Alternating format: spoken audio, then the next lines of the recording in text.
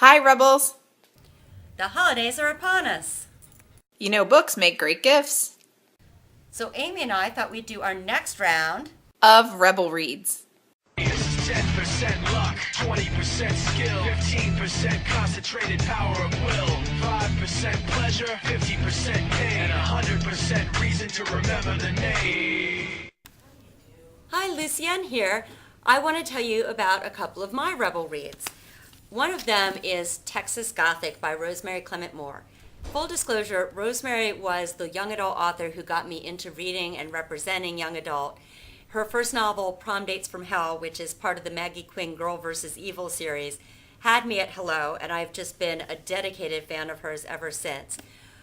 Texas Gothic has something for everyone. It's kind of Scooby-Doo meets Nancy Drew meets Buffy. It's got paranormal and mystery and skullduggery and romance, and it's just a joy to read from beginning to end. And she's also got really nice, snarky humor that I really love.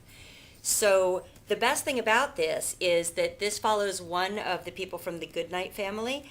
And if you like the family, and how can you not, there's another one for you, Spirit and Dust, which follows another member of the Goodnight family. And both are really, really highly recommended. Okay, so for my first holiday read, I have Cass Morgan's The 100.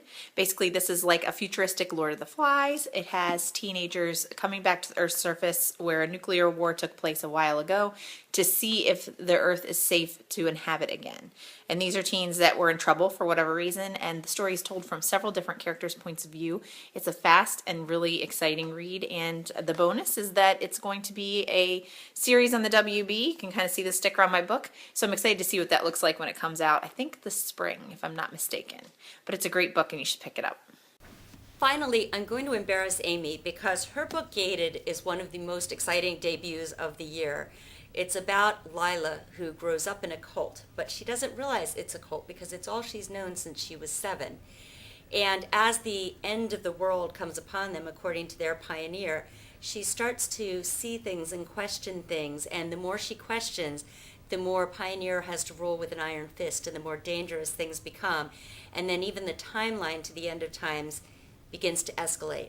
And Lila has to decide, what does she really believe and how much does she believe, and is it enough to go against all of her friends and family and everything she's ever known?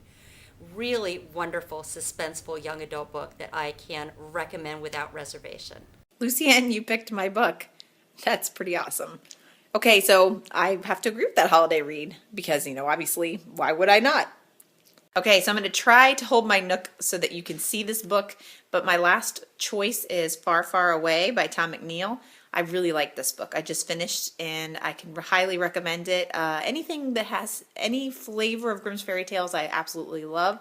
This definitely had that. The narrator is actually the ghost of Jacob Grimm, one of the Grimm's brothers, and it had such a neat fairy tale quality set in a modern sort of small town that was very fairy tale-esque, and the whole entire story is just really charming and dark and creepy, which I liked, but yet also uplifting. I think you'll really enjoy this one. It's perfect for, really, I think, middle grade, because I'm going to read it to my daughter next on up, but this is probably my top choice right now because I absolutely loved it. Well, that's it. Thank you so much. I hope that some of you will share your Rebel reads with us because Amy and I are always looking for good reads, and with the holidays coming, we might actually have a little bit of time in our schedule. So please leave comments and tell us about your reads for the holidays.